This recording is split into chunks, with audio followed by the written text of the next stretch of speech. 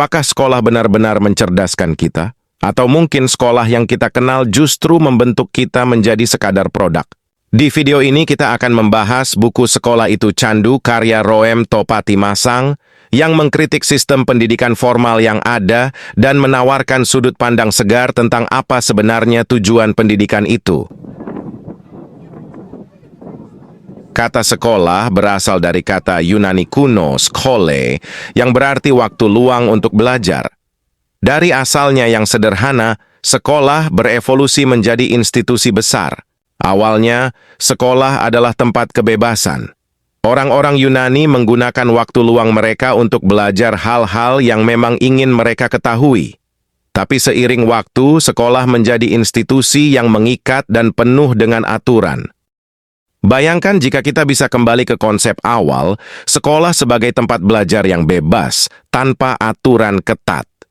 Bab ini mengajak kita kembali ke akar pendidikan dan mempertanyakan sistem yang kita miliki sekarang. Tahukah kamu, ada sekolah yang tidak punya kurikulum baku, tidak punya ujian, dan murid-muridnya bebas memilih apa yang ingin mereka pelajari?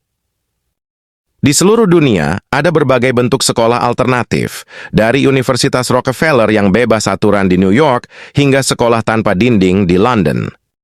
Bab ini menggugah kita untuk berpikir, apakah kita terjebak dalam pemahaman sempit tentang sekolah? Sementara itu, ada begitu banyak model pendidikan yang lebih bebas dan menghargai kebebasan belajar. Seragam sekolah bukan sekadar pakaian. Ia menjadi simbol keseragaman yang seringkali mematikan kreativitas dan individualitas. Mengapa kita perlu berseragam, bahkan hingga pola pikir kita juga harus seragam?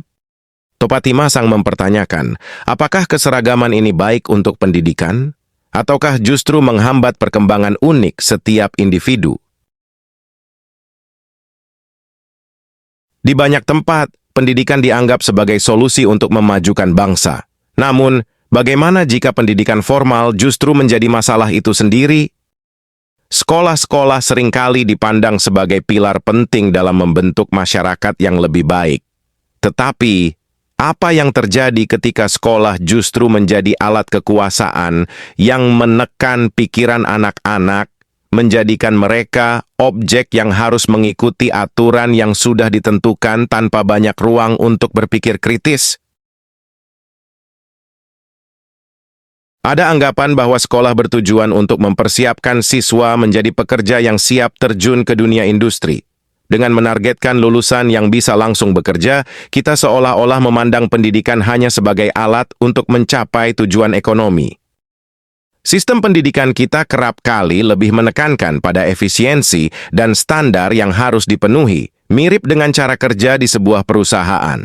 Tugas utama seorang siswa adalah untuk mendapatkan nilai yang bagus, agar mereka bisa diterima di pekerjaan yang diinginkan. Di tempat-tempat terpencil, ada sekolah tanpa fasilitas, tapi tetap mengajarkan banyak hal pada murid-muridnya. Bab ini mengingatkan bahwa pendidikan bisa terjadi di mana saja, tidak terbatasi dinding kelas, tanpa kurikulum yang seragam. Sekolah-sekolah ini adalah contoh nyata bahwa pendidikan tidak perlu bergantung pada gedung dan kelengkapan, melainkan kemauan untuk belajar. Pendidikan di banyak tempat kini berada dalam stagnasi, dan ini adalah fenomena yang sering kita temui di sekolah-sekolah kita. Sistem yang ada seolah tidak lagi mampu mengikuti perkembangan zaman. Bab ini membahas tentang involusi atau kemunduran dalam pendidikan, di mana sekolah yang semestinya menjadi tempat inovasi dan perubahan, justru menjadi tempat yang monoton dan tidak berkembang. Siswa disiapkan untuk mengikuti ujian dan memenuhi standar yang sudah ada, tanpa diberi kesempatan untuk berpikir secara kreatif atau kritis. Jalan menuju pendidikan yang baik tidak hanya satu. Sekolah hanyalah salah satunya. Bab ini mengajak kita melihat bahwa belajar bisa dilakukan di mana saja dan kapan saja, tidak selalu harus formal atau terstruktur. Kadang, Justru pembelajaran yang paling bermakna adalah yang terjadi secara alami dan fleksibel. Seperti candu, sekolah membuat kita ketergantungan. Dari akreditasi hingga gelar, sistem pendidikan kita membiasakan masyarakat dengan materialisme dan kapitalisme. Bab ini mengingatkan kita untuk bangun dari ketergantungan ini dan melihat bahwa belajar bisa dilakukan dengan cara yang lebih bebas dan bermakna. Bab ini mengajak kita mempertanyakan kembali, apakah sekolah seperti yang kita kenal sekarang masih relevan? Apakah mungkin pendidikan lebih efektif tanpa terikat pada struktur sekolah formal? Mungkin ada cara lain untuk mendidik dan mencerdaskan bangsa. Topatimasang dengan berani mengatakan bahwa sekolah dalam bentuk konvensional mungkin sudah mati.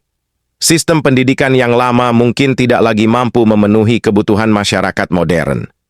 Dalam bab ini, kita diajak untuk berpikir lebih jauh tentang masa depan pendidikan, tentang bagaimana kita bisa menggantikan sistem yang sudah usang dengan model yang lebih hidup dan dinamis.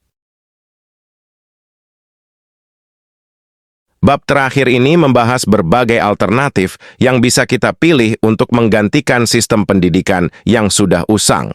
Pendidikan yang lebih fleksibel dan disesuaikan dengan kebutuhan individu mungkin menjadi kunci untuk masa depan.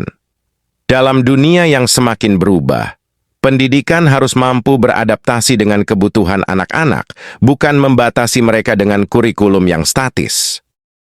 Bab terakhir ini mengajak kita membayangkan masa depan di mana sekolah menjadi tempat yang merdeka, tempat di mana siswa bebas berpikir dan berkreasi. Masa depan pendidikan adalah sekolah yang menginspirasi dan tidak lagi membatasi. Mari kita bermimpi tentang sekolah yang benar-benar mencerdaskan dan bekerja untuk mewujudkannya. Terima kasih sudah menonton ulasan buku Sekolah Itu Candu. Jangan lupa untuk subscribe dan tinggalkan komentar. Bagikan juga pendapat kalian, apa yang paling perlu diubah dalam sistem pendidikan kita. Mari bersama-sama kita wujudkan pendidikan yang lebih baik.